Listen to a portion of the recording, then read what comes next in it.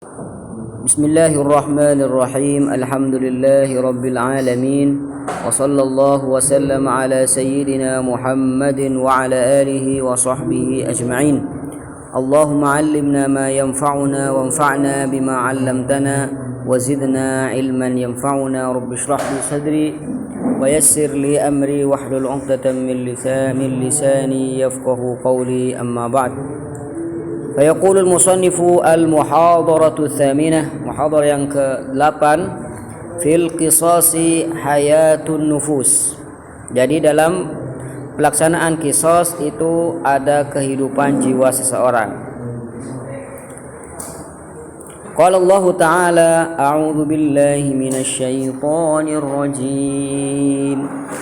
يا أيها الذين آمنوا كتب عليكم القصاص في القتلى الحر بالحر والعبد بالعبد والأنثى بالأنثى فمن عفي له من أخيه شيء فاتباع بالمعروف وأداء إليه بإحسان ذلك تخفيف من ربكم ورحمة فمن اعتدى بعد ذلك فله عذاب أليم ولكم في القصاص حياة يا أولي الألباب لعلكم تتقون.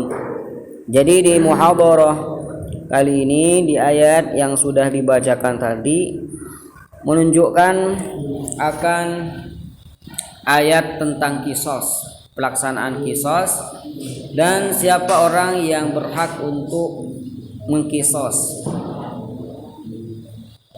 Apa saja hukum-hukum syariah yang bisa kita ambil dari ayat tersebut? Al-hukmul awal, hal yuqtalul hurru bil 'abdi wal muslimu bizimmi. Misalkan ada orang merdeka dan budak, otomatis orang merdeka dengan budak ini tidak sama tingkatan dan derajatnya, tidak sama. Nah, sekarang pertanyaannya, apakah orang merdeka ketika membunuh budak atau hamba saya, apakah orang merdeka tersebut dikisos karena dia sudah membunuh budak? Pertanyaan pertama. Wal muslimu bidzimmi. Ada orang muslim membunuh orang kafir, kafirnya kafir zimmi, bukan harbi. Apakah juga ada pelaksanaan qisas baginya? Artinya seorang muslim dibunuh gara-gara dirinya sudah membunuh orang kafir? Apakah tidak? Ikhtalafal fuqaha'u fil hurri idza qatala 'abdan. Para fuqaha berbeda pendapat mengenai orang merdeka ketika membunuh budak. Wal muslimu idza qatala dhimmiyan. Seorang muslim apabila membunuh seorang kafir zimmi, apakah keduanya dibunuh, diqisas? Hal yuqtalan bihima amla, karena dia sudah membunuh budak dan sudah membunuh orang kafir. Fadhahaba al-jumhur al-malikiyah wasyafi'iyyah wal hanabilah, jumhur, ila anna al-hurra la yuqtal bil 'abdi. Jadi orang merdeka tidak dibunuh, tidak diqisas hanya dengan membunuh budak. Walal muslimu bizzimmi, dan juga orang muslim ketika membunuh orang kafir, kafirnya kafir zimmi, maka juga tidak diqisas dan tidak dibunuh. Pendapat jumhurul ulama, Malikiyah, Syafi'iyah dan Hanabilah. Wa dhahaba al-Hanafiyyah, pendapat mazhab Hanafi, ila anna al-hurra yuqtalu bil 'abdi. Jadi orang merdeka tetap diqisas walaupun dia sudah membunuh budak. Wa kadzalikal muslim, seorang muslim juga yuqtalu bidzimmi, juga diqisas, dibunuh karena dia sudah membunuh orang kafir. Nah, ini kesimpulan dari dua mazhab. Mazhab pertama mengatakan dibunuh, tidak dibunuh. Mazhab yang kedua, mazhab Hanafiyah, mengatakan dibunuh. Apa saja dalil-dalil jumhurul ulama yang mengatakan bahwasanya orang merdeka tidak dibunuh dengan membunuh budak, juga orang Islam tidak dibunuh dengan membunuh kafir zimmi. Istadalla al-jumhuru ala madhhabihim bil kitabi was sunnati wal ma'qul. Jadi jumhurul ulama berdalil akan mazhab mereka dengan Al-Qur'an, hadis dan juga dengan dalil logika. Amal kitab. Adapun dalil dari Al-Qur'an fa qauluhu ta'ala kutiba alaikumul qisasu fil qatla, diwajibkan dan ditetapkan bagi kalian semua akan adanya qisas ketika ada pembunuhan. Faqad aujaballahu ta'ala al-musawa fil qatla. Kutiba alaikum, Allah di sini tidak memperinci orang yang membunuh orang yang dibunuh. Semuanya sama. Yang dibunuh itu orang kafir, orang muslim, orang budak atau merdeka.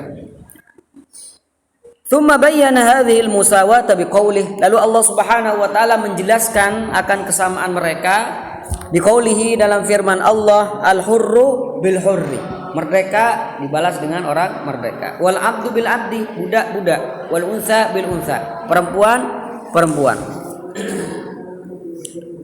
Fal hurru yusawihi al-hurr, maka orang merdeka lawannya adalah orang merdeka, wal abdu yusawihil abd, budak sama dengan budak yang lain, wal unsa tusawihal unsa.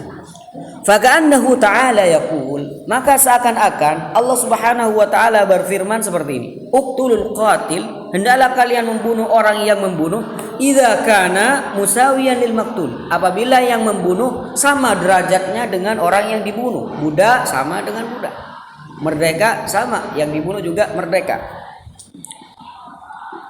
Qalu, lalu jumhurul ulama berkata, wala musawata huna bainal hurri wal abdi, tidak ada kesamaan derajat antara orang merdeka dengan hamba sahaya, fala yuqtalu bihi, sehingga kalau dia membunuh maka tidak diqisas. Wa kadzalika la musawata bainal muslimi wal kafir, dan juga tidak ada kesamaan di sini antara orang muslim dan orang kafir, beda derajatnya. Maka tidak dibunuh orang muslim apabila dia sudah membunuh orang kafir, walaupun kafirnya kafir zimmi. Fala yuqtalu bihi. Ini dalil yang pertama dari Al-Qur'an yang menunjukkan bahwasanya al-hurru la yuqtalu bil abdi wal muslimu la yuqtalu bil zimmi, bil kafir az-zimmi.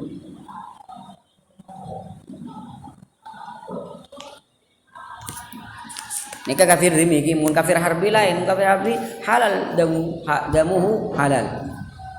Kafir harbi darahnya halal. Wa amma sunnah, adapun dalil dari hadis Rasulullah sallallahu alaihi wasallam, fama rawahu al-Bukhari, maka hadis yang diriwayatkan oleh Imam Bukhari, diriwayatkan an Ali karramallahu wajhah, diriwayatkan dari sahabat Nabi Ali karramallahu wajhah, anna Rasulullah sallallahu alaihi wasallam qaal, bahwasanya Nabi bersabda, la yuqtalu muslimun bikafirin, seorang muslim tidak dibunuh hanya dengan membunuh orang kafir. Ini sudah nas dalam hal ini, dalam masalah ini. Wa ammal maqul, adapun dalil logika yang dipakai oleh jumhurul ulama adalah qalu innal abda kasil awal mata. Sil'a ini barang dagangan, mata barang yang seperti perabotan rumah seperti itu. Namanya mataul bait, asasul bait. Innal abda kasil'a wal mata.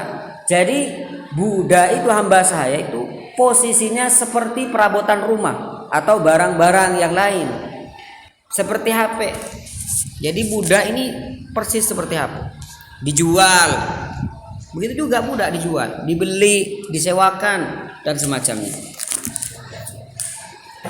Sehingga para ulama mengatakan kesamaan budak ini dengan barang itu lebih banyak dari kesamaan budak dengan manusia yang lain. Sehingga budak ini diperlakukan seperti halnya barang-barang. Bisa babir riqil ladzi huwa min atharil kufur. Jadi perbudakan ini dampak pertamanya berawal dari tawanan perang, biasanya seperti itu. Jadi orang yang sudah ditawan biasanya dijadikan budak. Ini kalau budak. Jadi budak ini seperti barang. Masa kalau kita merusak HP orang, kita dibunuh? Tidak kan? Tidak dibunuh. Sama juga dalam masalah ini. Wal kafiru kadzdzabah. Ya. Dan orang kafir itu seperti hewan, seperti binatang. Masa sampeyan mati sampean orang lain pas sampean mati ya, enten kan? Nah. Bisa babil kufri alladzi tagha alaihi, disebabkan kekufuran yang menimpa padanya. Wa qad qala Allah Ta'ala inna syarrad dawabi indallahi alladzina kafaru. Sesungguhnya paling buruknya binatang, hewan adalah indallah, di sisi Allah adalah alladzina kafaru. Jadi orang-orang kafir itu kalau dibandingkan dengan sapi itu lebih buruk orang kafir. Membunuh atau membunuh sapi saja ya tidak dibunuh, apalagi membunuh orang kafir yang posisinya itu di sisi Allah lebih rendah daripada sapi.